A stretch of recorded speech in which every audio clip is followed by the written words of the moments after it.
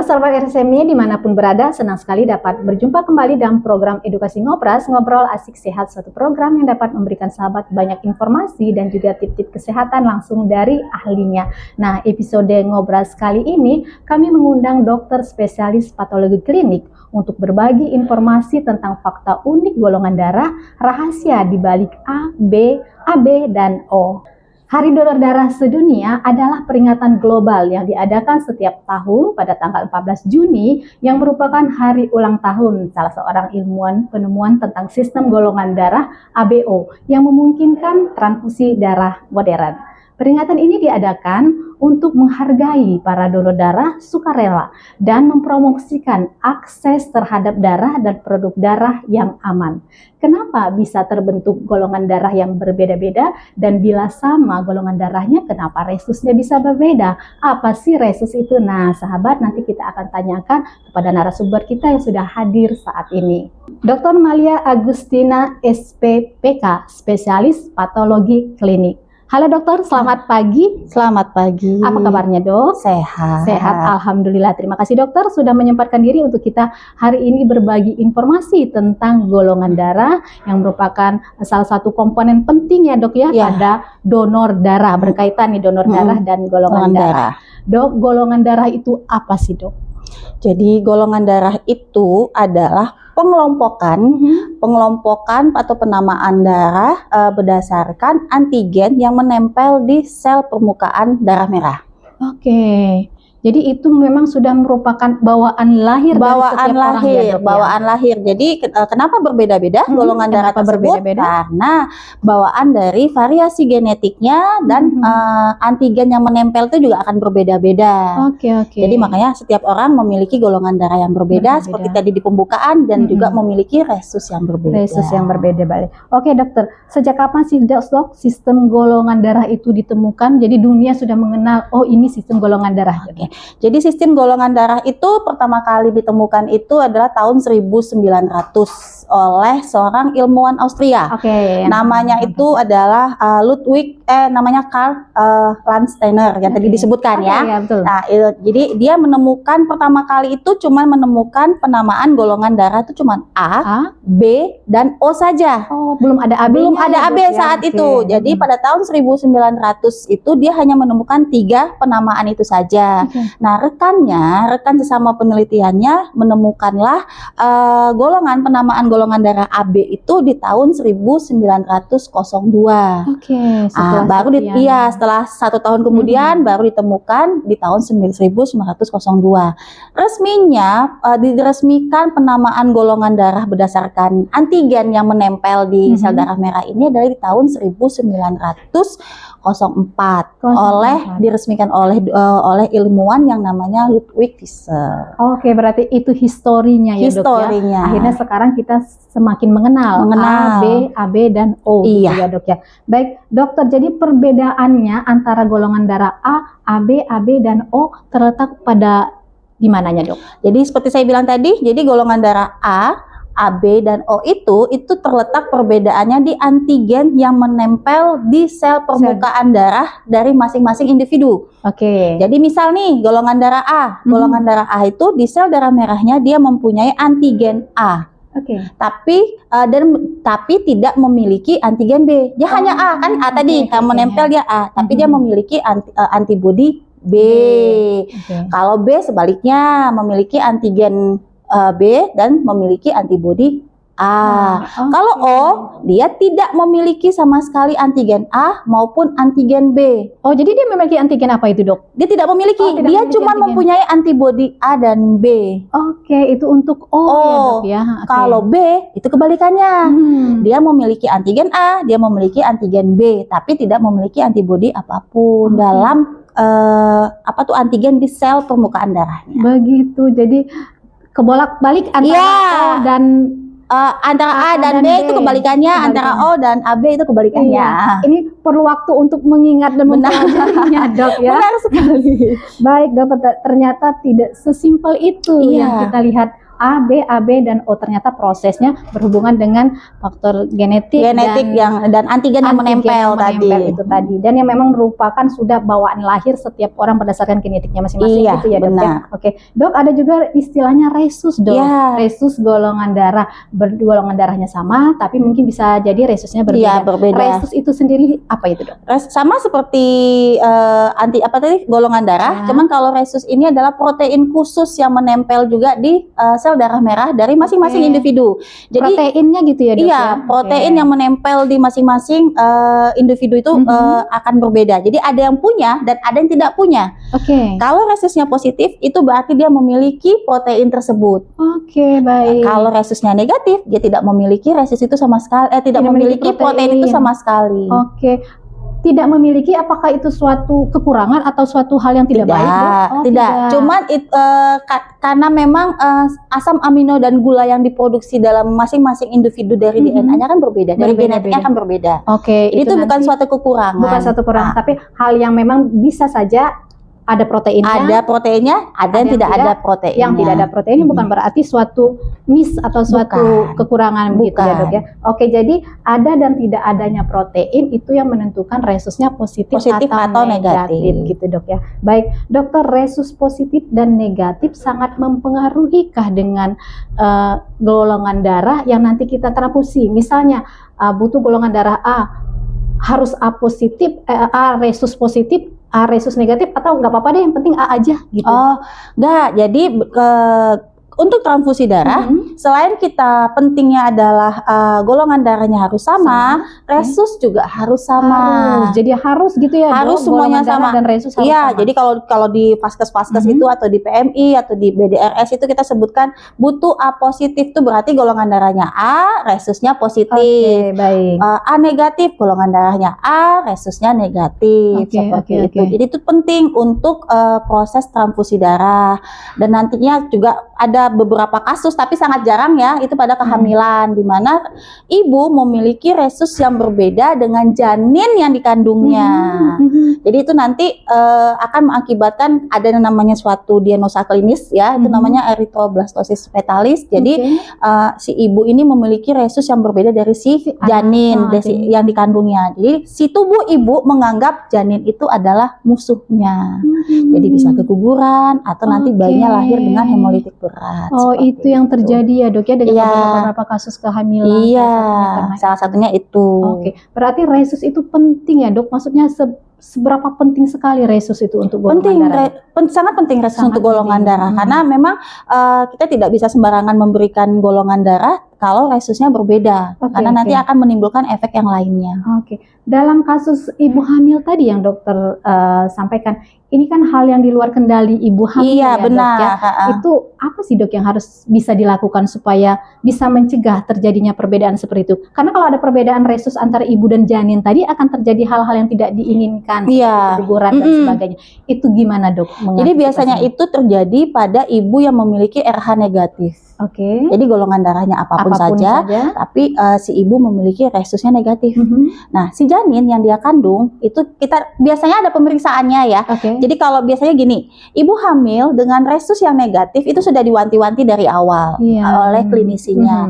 Jadi nanti mungkin ada pemeriksaan yang lebih canggih ya, di vaskes yang lebih hebat, kita akan mengetahui ini si bayinya resusnya apa nih.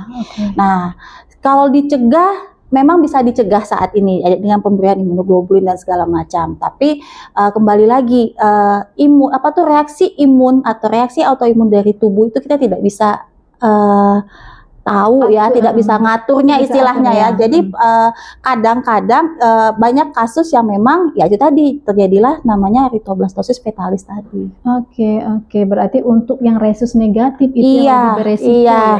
Jadi biasanya kalau dari awal kehamilan itu si klinisinya atau dokter yang bertanggung jawab terhadap ibu hamil ini dia sudah mewanti-wanti dulu nih, memberikan edukasi kemungkinan apa yang bakal terjadi atau apa yang akan harus kita lakukan terhadap ibunya maupun terhadap janinnya dengan ibu dengan memiliki RH negatif tersebut. Berarti ini memberi pesan bahwa ibu hamil di awal-awal kehamilan memang sudah harus melakukan pemeriksaan yang lengkap golongan darah, resus, Iya, ya, Dok, itu ya? sudah sebenarnya sih di paskes pertama kayak Sudah di puskesmas dilaksanakan kan ya, Dok, itu ya? sudah dilaksanakan sebenarnya. Bahkan penyakit menular pun sudah diperiksa sih sebenarnya Oke. di paskes. Oke, baik dokter. Kita di pelayanan pemeriksaan bisa melakukan pemeriksaan golongan darah gitu ya, Dok, ya? Si A golongan darahnya A atau B dengan resus sekian, dengan resus positif atau negatif. Nah, ini pertanyaannya, Dok, proses pemeriksaannya itu seperti apa, Dok, sehingga bisa menentukan ini A, ini B, ini positif, ini negatif. Oke, gitu. jadi proses pemeriksaan golongan darah itu bisa dilakukan di vaskes atau baik itu mau di puskesmas, mau di rumah sakit, itu bisa dilakukan untuk namanya pemeriksaan golongan darah. Sebenarnya simpel cara pemeriksaannya, jadi ada SOP masing-masingnya ya. Jadi intinya pasien tuh datang, kita cuman mengambil darah dari ujung jari saja. Kita ada punya kertas golongan darah. Jadi ada 4A, B, AB dan O dan sudah ada alat yang ada kertasnya. Kalau kita nggak punya kertas, biasanya pakai slide aja. Jadi A, B, O atau AB sama resusnya. Jadi kita nanti tetesi satu tetes di 4 tempat tersebut, terus kita reaksikan dengan reagen anti A, anti B, anti AB sama resusnya. Jika terjadi, jadi misalnya di tempat objek gelasnya tadi atau di kertas golongan darah tadi terjadilah aglutinasi, jadi ada penggumpalan halus banget kayak pasir-pasir seperti itu. Nah, itulah golongan darahnya. Jadi misalnya di A berarti golongan darahnya A, di B berarti B. Oh, Dok, ini semuanya ada aglutinasi. Ya, itu berarti golongan darahnya AB. Oh, begitu, baik. Dok, nggak ada aglutinasi, jadi bercampur tapi tidak ada penggumpalan seperti pasir. Berarti golongan darahnya O. Oke, begitu cara menentukannya ya, Dok, ya. Berarti dengan menggunakan reagen anti A, anti B, anti AB sama resus tadi. Oke, dengan jumlah darah yang cukup sedikit saja. Iya, sedikit saja. Jadi simpel, nggak sakit sih sebenarnya. Baik, dokter, apa yang terjadi, Dok, bila seseorang yang menjalani transfusi darah, kemudian terjadi suatu kekeliruan yang ditransfusi adalah golongan darah atau resusnya yang tidak sama? Ya, itu sangat bahaya ya. Jadi akan terjadi yang namanya reaksi transfusi. Reaksi transfusi itu banyak ragamnya, banyak jenisnya. Dari yang paling ringan adalah berapa jam atau berapa menit dimasukkan, dia akan merasakan menggigil. Langsung ada reaksi. Ada reaksi menggigil atau reaksi dia gatal, badannya ngerasa gatal-gatal, atau enggak nanti ada muncul naik suhunya. Jadi misalnya tadi sebelum transfusi suhunya 37, terus 1 jam transfusi kok suhunya naik. Nah, itu sudah reaksi transfusi namanya. Itu yang paling ringan. Yang paling berat itu bisa yang namanya hemolitik. Bisa yang namanya lung injury, jadi ada trauma atau perlukaan pada paru-paru seperti itu, atau overloaded, jadi kita kelebihan dalam mentransfusi sese darahnya tersebut. Jadi oleh karena itu golongan darah yang sama saja bisa kemungkinan mengakibatkan reaksi transfusi, apalagi golongan darah yang berbeda dengan resus yang berbeda, itu lebih besar kemungkinannya untuk menimbulkan reaksi transfusi. Walaupun mungkin secara kasus mungkin sedikit ya, Dok, ya, ada kasus karena SOP dalam pengerjaan transfusi itu sudah sangat ketat ya, Dok? Iya, benar. SOP sudah sangat ketat. Jadi golongan darahnya harus sama. Nanti di tempat di paskes tersebut akan diperiksalah namanya uji silang serasi untuk cocok nggak sih ditransfusikan. Makanya golongan darah yang sama aja belum tentu cocok ditransfusikan. Apalagi saya yang berbeda seperti itu. Oke, baik, Dokter. Nah, ini benar-benar sahabat Ngobras, kita dapat ilmu banyak hari ini mengenai golongan darah tadi seperti yang Dokter Melia sampaikan. Dok, untuk pertanyaan selanjutnya, ini ada istilah nih, Dok, sering kita dengar bahwa golongan darah O katanya golongan darah universal gitu. Itu maksudnya gimana, Dok? Jadi golongan yang memang itu suatu istilah yang sangat terkenal ya. Golongan darah O adalah donor universal, namanya donor universal. Golongan darah B ada AB adalah resipien, jadi penerima universal. Iya. Nah, kenapa golongan darah O disebut donor universal? Tadi karakteristiknya dia tidak memiliki antigen sama sekali kan? Oke, iya. Tidak ada anti A, tidak ada anti B tadi. Jadi dia bisa kita transfusikan ke golongan darah manapun jika sifatnya urgent ya. Jadi dan jika golongan darah yang dimaksud kita tidak ada. Tidak ada. Jadi sifatnya life saving, pasien ini butuh donor darah, darahnya tidak punya, kita cuma punya stoknya bisa kita transfusikan, tapi dengan SOP atau prosedur, istilah itu sebelum melakukan transfusi itu ada SOP dan prosedurnya. Jadi kayak uji silang serasi, crossmatch-nya bagaimana, seperti itu ya. Jadi nggak langsung udah transfusi aja, nggak bisa. Tetap ada SOP yang harus kita kerjakan sampai si pasien ini bisa menerima golongan darah O tersebut. Oke, jadi sistemnya urgent ya, Dok? Urgent, jadi nggak sembarangan terima. Jadi memang itu life saving, si pasien kita nggak punya darah nih, golongan darah dia, atau butuh waktu darah itu buat didapatkan, sedangkan pasien harus segera ditransfusikan. Itu bisa. Itulah kenapa disebut dengan golongan donor darah. Iya.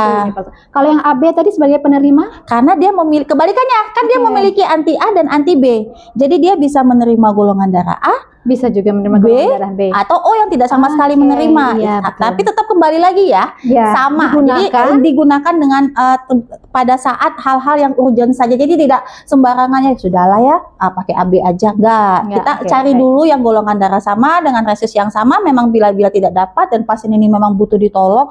Oh, ini kalau nggak ditransfusi mungkin akan mengancam nyawanya. Kita akan lakukan hal yang terbaik mungkin dengan meminimalisir hal-hal tidak baik yang terjadi ke pasien tersebut. Oke, dokter, benar, Masya Allah, luar biasa. Dokter, ini ada juga nih, Dok, istilah di masyarakat nih, Dok, yang kita dengar adalah ada golongan darah yang mustahil terjadi pada seorang anak. Bila golongan darah ibunya A atau B atau tertentu, kemudian ini mustahil nih anaknya untuk golongan darah tertentu. Itu bagaimana penjelasan ilmiahnya? Ya, tadi karena kan genetik ya.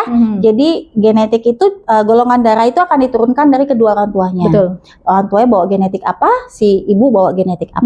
Jadi misal nih ya, ibunya punya golongan darah AB, ayahnya O. Atau ya kebalikannya lah ya, mau ayah mau ibu. Anaknya itu cuma punya 2 jenis golongan darah, A dan B. Jadi tidak akan punya golongan darah si ibu, tidak akan ngikut si golongan darah ayah. Jadi bukan ini anak siapa gitu ya. Jadi enggak, memang genetiknya seperti itu, jadi diturunkan. Jadi si anak akan mempunyai golongan darah A dan B. Dan ya, bukan AB ya, A dan B. Tidak akan mengikuti ibunya tadi yang AB atau ayahnya yang O. Nah, itu beda kebalikan jika si ibu dan ayah mempunyai golongan darah A, si ibu ini ayah A, ibunya B, atau kebalikannya lah ya. Itu anak kemungkinan akan mempunyai semua golongan darah. Bisa A, bisa B, bisa AB, A, dan O ya, bisa Dok, B, bisa AB dan bisa O. Kemungkinan kalau anaknya lebih dari 4 mungkin bisa dapat semuanya kayak gitu ya. Jadi itu kemungkinannya. Jadi kan, oh ini A, ini B, anak saya yang pertama lahirnya wah ini anak siapa gitu ya. Padahal kemungkinannya seperti itu. Jadi memang edukasi kepada keluarga atau kepada orang tua itu sangat penting karena kasus-kasus ini banyak saya dapatkan. Jadi mereka protes, menganggap kita salah dalam melakukan SOP pengerjaan atau pemeriksaan, padahal secara ilmiah seperti ini. Jadi mungkin harus dijelaskan dengan dokter atau tenaga kesehatan yang ahli memang di bidangnya. Jadi biar tidak menimbulkan miskomunikasi atau mispersepsi antara kedua orang tua. Betul. Menarik sekali ya, dokter ya. Nah, ini akan menjadi ilmu yang benar-benar bermanfaat untuk masyarakat sehingga tidak terjadi lagi miskomunikasi. Benar. Untuk kegaduhan-kegaduhan berbeda golongan darahnya. Kenapa ibunya AB, ibunya A, ayahnya B, anaknya O, ini kenapa gitu. Karena secara ilmiah medis ini benar-benar bisa dijelaskan secara ilmiah medisnya. Baik, dokter, kalau golongan darah itu ada nggak sih, Dok, golongan darah tertentu yang beresiko untuk terkena penyakit tertentu? Ada nggak, Dok, seperti itu? Ada beberapa penelitian membuktikan golongan darah tertentu itu rentan ya, lebih rentan, bukan pasti akan itu tidak, tapi dia lebih rentan kena penyakit tertentu. Yang pertama golongan darah A dan AB ini lebih rentan ke penyakit jantung dan Oke. pembuluh darah. Jantung dan Rentan pembuluh. saja. Karena kenapa tadi? Karena masing-masing golongan darah itu kan karakteristik antigennya kan berbeda-beda. Jadi cara dia merespon itu juga akan berbeda-beda. Jadi makanya si A dan AB ini lebih rentan di jantung biasanya sama pembuluh darah. Nah, golongan darah B ini lebih banyak di hipertensi, DM. Nah, mungkin boleh dilihat nih. Golongan darah kita apa nih? Iya, Gitu ya. boleh nih. Kalau ini kalau buat misalnya adik-adik mau penelitian itu ini bagus sekali untuk diambil sebenarnya ya, Dok, ya. kan. Nah, terus yang O ini lebih sering ke penyakit lambung, jadi infeksi. Jadi mungkin kok yang banyak kena sakit gastroenteritis itu golongan mungkin darah adalah O kali ya. Kalau secara ilmiahnya kenapa O itu lebih ke lambung, Dok?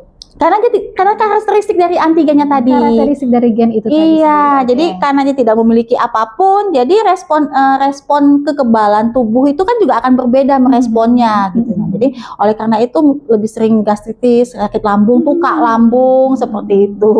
Ternyata ada ya, Dok, golongan darah yang kerentanan terhadap suatu penyakit, tapi hanya kerentanan tidak saja, berarti. tidak berarti oh kamu wah hati-hati ya kamu sakit jantung nanti. Tidak, Oke. karena semua itu akan dipengaruhi dengan gaya hidup juga, Ya, faktor-faktor betul. lain Pola juga, makan pola gitu ya, makan, Dok, ya. faktor lain juga. Oke. Cuman di penelitian itu cuman disebutkan lebih rentan saja. Jadi Lebih persentase kerentanannya itu lebih tinggi saja seperti itu. Baik. Berarti masih aman gitu ya, Dok, ya, Aman. tergantung nanti dengan pola makan, gaya hidup dan berbagai hal benar. lainnya. Baik, dokter, kita sudah ngobrol banyak tentang golongan darah, mulai dari apa itu golongan darah, bagaimana resus itu terbentuk, bagaimana cara menentukan golongan darah dan faktor resiko dan sebagainya. Dokter, kalau saat ini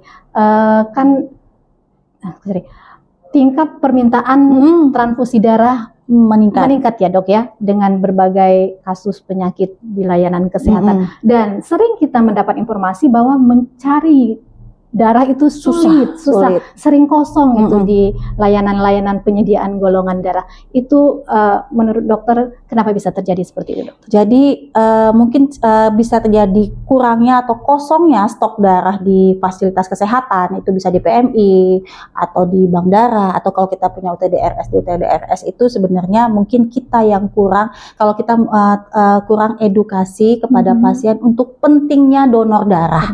Ya, jadi jangan takut untuk donor darah, karena darah kita ini itu sangat berarti kepada orang-orang yang membutuhkan. Ya, jadi mungkin kitanya atau vaskes-vaskesnya tadi lebih meningkatkan promosi pentingnya donor darah agar kekosongan darah tersebut bisa kita atasi, atau kita yang jemput bola, kita ke suatu instansi untuk mau nggak donor darah gitu kan, biar mengisi stok-stok kekosongan darah tersebut. Karena kan di rumah sakit M Yunus saja itu 1 bulan kita memakai stok darah dari PMI kota, hanya PMI kota ya, hanya PMI kota itu 500 lebih kantong. Satu bulan saja. Ya, itu kita butuh 500 lebih kantong. Itu hanya untuk rumah sakit M Yunus, dan itu kebutuhan darah yang kita minta dari PMI kota.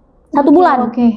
Jadi kan itu sangat banyak sekali ya. Jadi memang butuh kerjasama antar instansi, antar departemen untuk menyukseskan kalau pentingnya donor darah. Jadi saling membantu seperti itu. Jadi jangan itu kerjaan PMI, oh ini kerjaan si A. Enggak. Jadi kita sama-sama kerjasama bagaimana mengatasi masalah donor darah, masalah kekosongan stok darah yang ada. Jadi mungkin kita lebih memperbagus program kita, atau kita lebih menjemput bola seperti itu. Harus dicanangkan program-program yang bisa melibatkan banyak sektor ya, sektor, iya benar sekali. Melakukan donor darah, kegiatan-kegiatan donor darah, karena ternyata kebutuhan darah itu banyak sekali saat ini. Tadi yang dokter contohkan hanya untuk di RSCM saja. Iya, hanya untuk rumah sakit M Yunus itu 500 lebih kantong dalam 1 bulan. Karena darah itu kita ketahui ya, Dok, ya, bisa untuk suatu penyakit yang baru tertentu, atau untuk penyakit-penyakit tertentu yang memang sudah rutin untuk darah seperti talasemia itu. Iya, benar. Ya, jadi ya?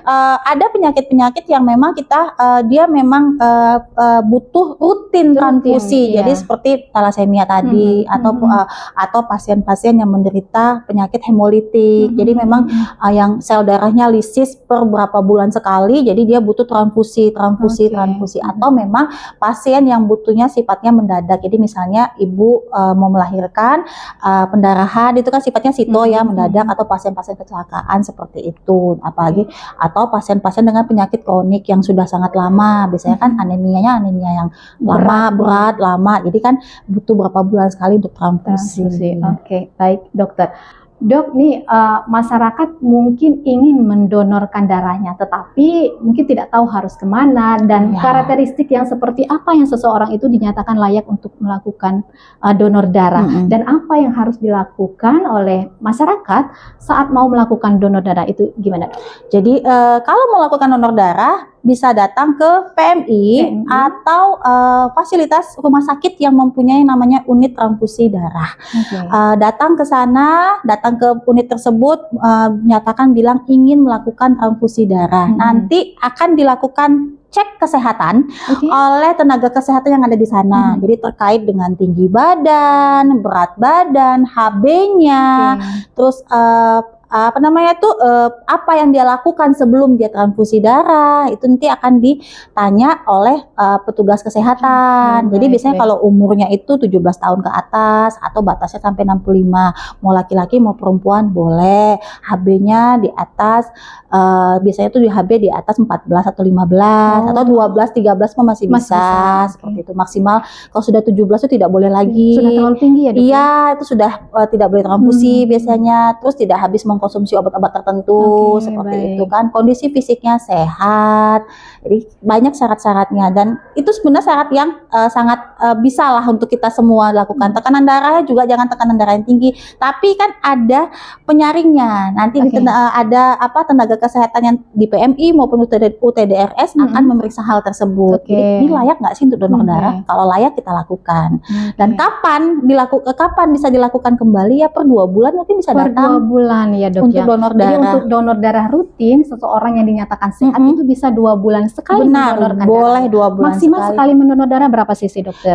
Di unit-unit kesehatan paling cuma ngambil sekitar 200 sampai 250 cc. Itu batas aman untuk aman transfusi darah. Dan jangan lupa transfusi darah itu sehat. Nah, transfusi darah itu sehat dan beramal buat siapapun yang membutuhkan darah kita. Oke, jadi sahabat Ngobras yang mau mendonorkan darahnya seperti tadi yang dokter sampaikan bisa datang ke PMI atau layanan kesehatan yang ada unit transfusi darahnya. Nanti akan dilakukan pemeriksaan cross check oleh tenaga kesehatan, apakah Anda layak untuk melakukan transfusi donor darah atau tidak gitu ya.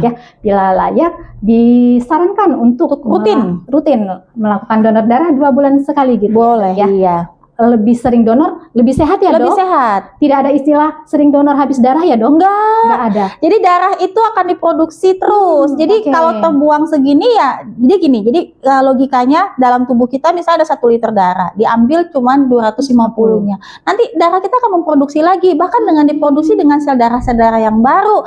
Itulah kenapa donor darah itu sehat. Karena kan yang diproduksi sel darah-darah yang baru. Jadi yang kita lebih sehat dong otomatisnya kan. Nah, seperti itu. Jadi jangan takut untuk mendonorkan darahnya. Untuk Anda yang layak sesuai kriteria benar donor darah, jangan takut untuk donor darah. Baik, dokter, kita sudah ngobrol panjang lebar tentang golongan darah, tentang donor darah. Banyak sekali tadi informasi dan ilmu tentang golongan darah dan donor darah yang dokter sampaikan. Ini di akhir sesi, Dok.